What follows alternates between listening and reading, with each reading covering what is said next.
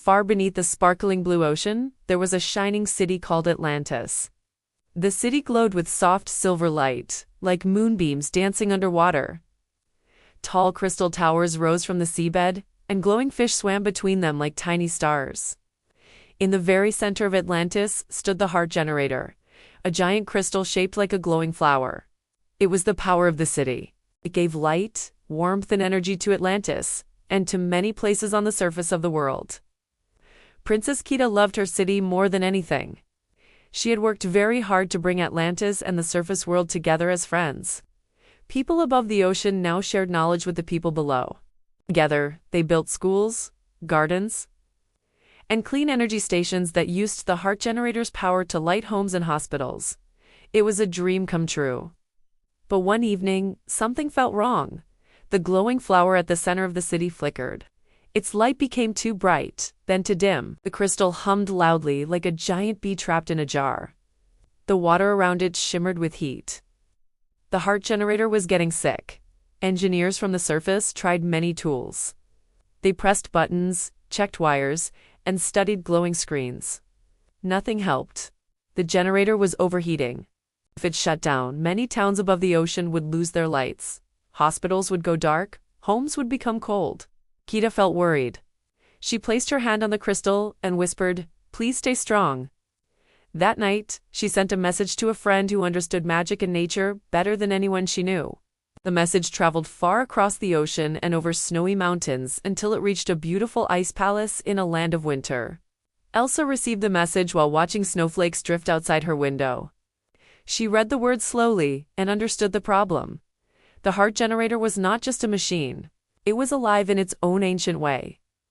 It had a rhythm like a heartbeat, and the modern world was asking it to beat too fast. The next morning, Elsa traveled to Atlantis. She walked across frozen waves she gently created beneath her feet. The sea sparkled as she passed. When she arrived, Kida welcomed her with hope shining in her eyes. Elsa stood before the heart generator and listened. She closed her eyes and felt its energy. It was racing like a frightened horse.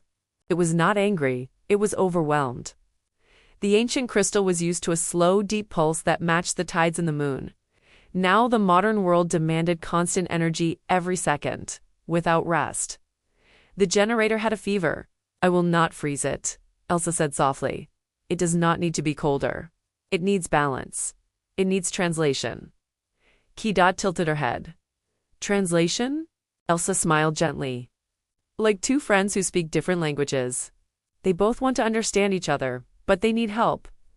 Elsa lifted her hands. Tiny snowflakes appeared in the warm water without melting. They swirled around the crystal like dancing butterflies. Slowly, they joined together and formed a beautiful lattice of ice. It looked like a giant snowflake made of glass, shining with blue and silver light. The lattice stretched into the coolant channels of the generator, weaving through them like delicate vines. This was not ordinary ice. It was magical ice that could feel energy.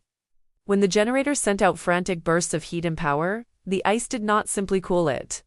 Instead, it absorbed the rush and gently reshaped it. The lattice turned wild surges into slow, steady pulses. It was like turning loud shouting into calm singing. The heart generator began to glow evenly again. Its hum softened into a peaceful tone, like a lullaby echoing through the water. The heat faded. The crystal's light became warm and steady, like sunrise after a storm. All around Atlantis, people cheered. Above the ocean, lights flickered back on in homes and streets. Children reading bedtime stories smiled as their lamps glowed again. Hospitals brightened. Gardens lit up like fields of fireflies. The world felt safe and warm. Kida held Elsa's hands. "You did not force it to change," she said. "You helped it be itself." Elsa nodded. "Old things have wisdom. New things have speed." When they learn to listen to each other, they become stronger together.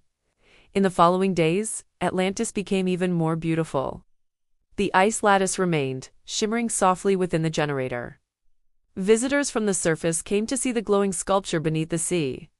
It looked like a frozen star blooming inside a crystal flower. Children pressed their faces to glass tunnels and gasped in wonder. The engineers learned an important lesson. Energy was not only about power, it was also about rhythm and care. They built new systems that respected the gentle pulse of the heart generator. The crystal no longer felt rushed, it felt understood. One evening, Elsa prepared to return home. Kida walked with her to the ocean's edge. The city glowed peacefully behind them. "Thank you," Kida said. "You helped us remember that progress is not about moving faster. It is about moving wisely." Elsa smiled and looked at the glowing city beneath the waves. "Every heart needs rest," she replied. "Even a crystal one." She stepped onto the water, forming a path of sparkling frost beneath her feet.